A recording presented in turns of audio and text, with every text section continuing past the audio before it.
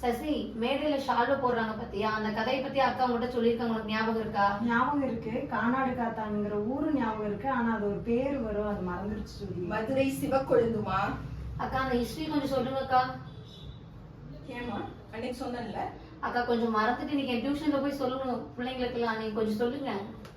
அதாவது சசி சொன்ன மாதிரி அந்த கானாடு காத்தாங்கிற ஊர்ல ஒரு பெரிய பணக்கார வீட்டு கல்யாணம் நடக்குது, சரியா?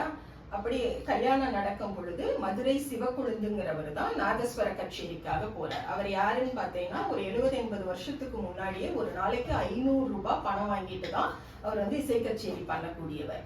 அப்படி போய் வாசிக்கும் பொழுது மூஞ்சியில வேர்த்து ஒழுகும் இல்லையா, அதை துடைக்கிறதுக்காக இப்படி துண்டு ஒன்றை போட்டுட்டு வாசிக்க ஆரம்பிச்சிருக்காரு.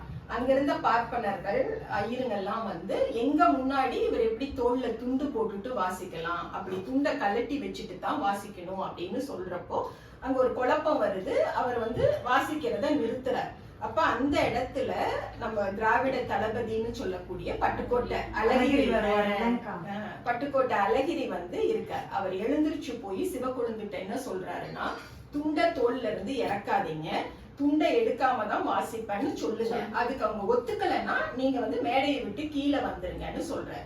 அப்ப அவர் அந்த நாதஸ்வரத்தை வைக்க போகும் பொழுது கல்யாண வீட்டுக்காரங்க பதறிடுறாங்க. ஏன்னா இசை கச்சேரி பாதியில நின்னுச்சுன்னா ஒரு அபசுகுணமா இருக்கும், ஒரு பெரிய வீட்டு கல்யாணத்துல ஒரு அசிங்க நடந்த மாதிரி இருக்கும்னு சொல்லி அவரை சமாதானப்படுத்தி அந்த திரும்ப வாசிக்க வச்சு கல்யாணம் முடியுது. அதுக்கப்புறம் தான் நம்மளோட சுயமரியாதை இயக்க மேடைகள்ல இருக்கக்கூடியவர்களுக்கு எல்லாம் அந்த துண்டு போடுற பயனாடைன்னு சொல்ற அந்த சால்வை போடுற கலாச்சாரம் பழக்கம் வந்தது, சரியா?